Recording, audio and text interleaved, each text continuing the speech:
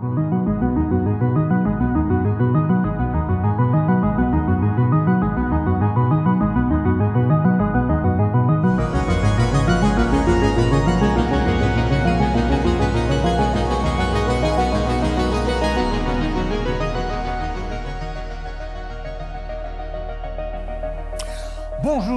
ou bonsoir, c'est selon. Voilà déjà la seconde émission des Visages de la recherche avec des chercheuses, des chercheurs. Ce soir, Michael Lobet, bonsoir. Bonsoir. Vous êtes chercheur qualifié FNRS en physique Namur, vous travaillez dans le domaine de la lumière. Mais Michael Lobet, merci Jules Verne, merci surtout à Harry Potter et sa fameuse cape d'invisibilité qui est au cœur de votre recherche. Mais quoi, vous faites de la science-fiction ? Alors non, mais on est inspiré par la science-fiction, bien évidemment. Ce sont des travaux qu'on a menés il y a déjà une dizaine d'années maintenant, oui, quand j'étais en Erasmus à Stockholm. Et on m'a donné un travail sur les capes d'invisibilité. Oui. Alors, j'y croyais pas. Hein. J'ai recherché sur Google comme tout le monde et je suis tombé sur Harry Potter, évidemment. Mais on s'est rendu compte que derrière, il y avait quand même une théorie physique où on peut vraiment dire à la lumière de passer autour d'un objet, par exemple. Dire à la lumière. Voilà, on essaye. Regardez, par exemple, oui. Si je veux... Ah, vous allez faire ça en direct ? Ouais, on va essayer de vous expliquer en tout cas le concept. Hein, donc, pourquoi est-ce qu'on voit cet objet-ci ? Mais parce que la lumière arrive et elle revient jusqu'à vos yeux. Oui. Mais si on arrive à mettre une structure, hein, on vient dire à la lumière par où elle doit passer, une sorte de cape, en fait, au final, on arrive à ce que la lumière arrive en direction de l'objet, qu'elle soit déviée, donc qu'elle n'interagisse pas avec l'objet, et puis qu'elle passe tout droit, et donc du coup, elle n'a pas interagi avec l'objet, on donne l'impression d'invisibilité. Donc si je comprends bien, vous voulez ralentir ou carrément piéger la lumière, mais attendez, alors qu'elle fonce vers votre bouteille ou ailleurs à 300 000 km par seconde. Ah oui, c'est la vitesse la plus rapide dans l'univers. Mais pour certaines applications, donc on a parlé de l'invisibilité, hein, on comprend tous pourquoi on voudrait parfois être invisible ou faire disparaître des choses, mais dans tout ce qui est télécommunication, on envoie des signaux de façon très rapide, hein, les fibres optiques par exemple, pensez à ça, mais à certains moments, on veut aussi pouvoir la stocker, pouvoir garder la lumière. Donc notre intérêt à ce moment-là, c'est de la ralentir, de la piéger. Donc on va concevoir des systèmes, on appelle ça des cristaux photoniques ou des métamatériaux. On prend 2 couches de silicium, des galettes de silicium qu'on vient perforer, on fait des petits trous dedans. Et notre idée, c'est que la lumière passe à travers, mais en les désaxant, en les twistant, en les désalignant un peu, on va la ralentir. Et alors ça va pouvoir faire à terme... Et ça, ce sont les métamatériaux. Exactement, les métamatériaux. Oui. Alors, vous aimez danser, parce que j'ai vu votre thèse, là, vous parlez de twister. Exactement. Vous avez fait une métaphore, donc vous voulez twister vos métamatériaux. Voilà, on va les twister, donc c'est quelque chose d'assez récent. Ça fait 2-3 ans seulement que des chercheurs, des collègues américains ont commencé à désaligner et à les faire... Oui, twister, comme ça, les désorienter, mettre un petit angle de twist, de désorientation qui permet de créer un potentiel spécial pour que la lumière se ralentisse. Et ces métamatériaux, le côté méta, ça veut dire qu'on ne le trouve pas dans la nature. Alors moi, j'ai été voir votre bureau et à côté, il y a plein de techniciens. Alors, c'est des tout petits bouts, là, on dirait des établis. Tout à fait. C'est vrai qu'on essaye de le faire à l'échelle nanométrique, une centaine de nanomètres.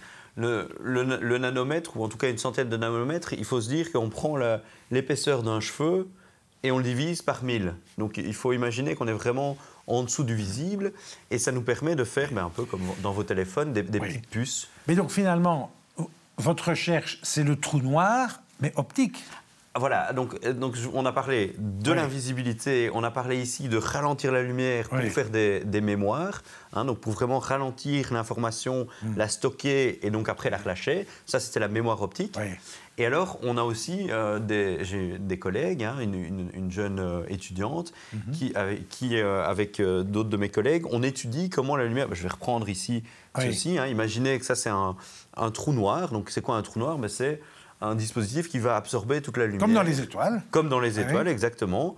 Eh ben, on essaye de reproduire la même chose avec juste des métamatériaux à nouveau, pour que la lumière arrive et elle spirale autour de l'objet et puis qu'elle disparaisse.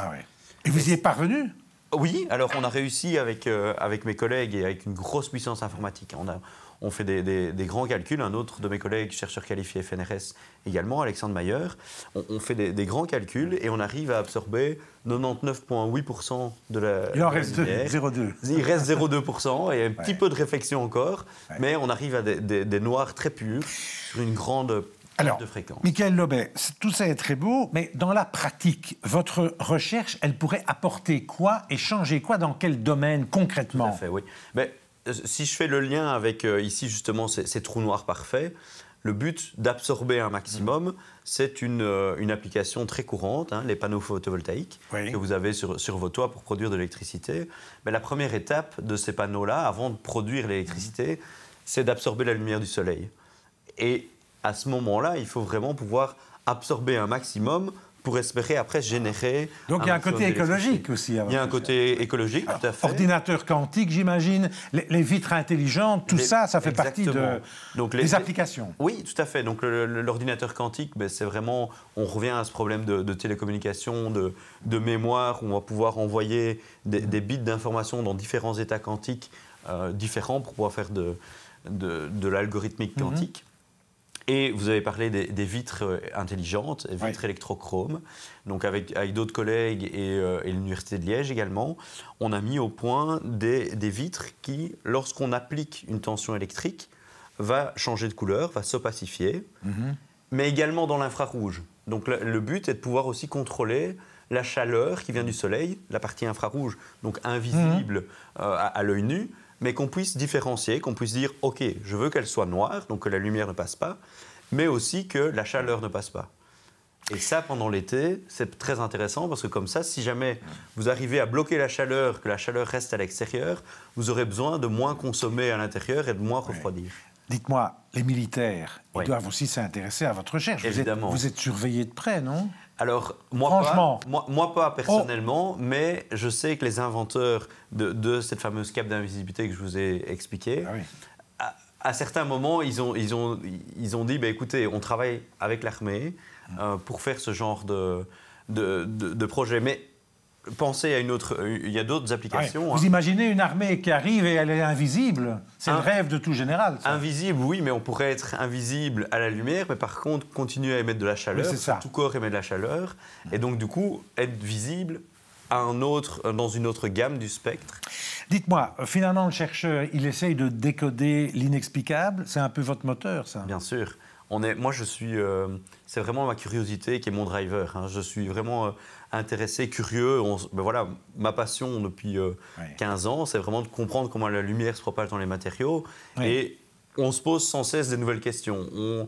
On cherche à appliquer dans des situations extrêmes, à se dire, tiens, qu'est-ce qui se passerait si je changeais ce paramètre-là? Là, je veux ralentir. On vous dit, la lumière, c'est ce qui va le plus vite, mais là, on veut la ralentir à zéro. Ou la stopper. La stopper, l'arrêter net. Qu'est-ce qui va se passer? Quelles nouvelles possibilités on va pouvoir réaliser avec ça? Alors, vous êtes dans votre bureau, vous êtes un pur théoricien. À quelques mètres de chez vous, si j'ose dire, on teste. Finalement, ce sont eux qui font parler vos équations. Ah oui, ça c'est vraiment le but pour nous. Donc je fais des calculs théoriques, papier-crayon ou tableau blanc. Comme tournesol, quoi. Comme tournesol, comme Einstein, on peut en prendre beaucoup. J'espère garder les pieds sur terre toutefois. Mais je pense que tout ce qu'on fait, ce sont des prévisions, des modèles, mais il faut passer par l'expérimentation. Et donc on a besoin de travailler en synergie avec nos collègues expérimentateurs qui essayent de réaliser le tout, ou parfois qui ont une expérience et qui nous l'envoient parce qu'ils ne la comprennent pas. Alors, ça va dans les deux sens. Parfois, ça ne marche pas, vous vous trompez, c'est un échec. Vous rebondissez comment? Oui, est-ce que c'est un échec entre guillemets. Entre guillemets, parce que c'est même parfois plus intéressant de se dire, tiens, on pensait que ça allait marcher, mais ça n'a pas marché. Donc on doit absolument revoir notre modèle et revérifier pour se dire, tiens, ce qu'on pensait être établi ne l'est pas, en fait. Là, il y a quelque chose qu'on n'a pas compris. Et donc, on est obligé de remettre le fer sur... Alors, je l'ai dit, vous êtes un chercheur en chambre, et pourtant, vous aimez sortir de votre chambre, parce que pour vous, l'important, c'est de vulgariser et d'enseigner, de faire passer des messages comme vous faites aujourd'hui. Tout à fait, je pense que c'est capital. La vulgarisation, essayer de sensibiliser à nos métiers qui peuvent peut-être paraître abstraits, mais c'est vraiment primordial dans la vie d'un chercheur.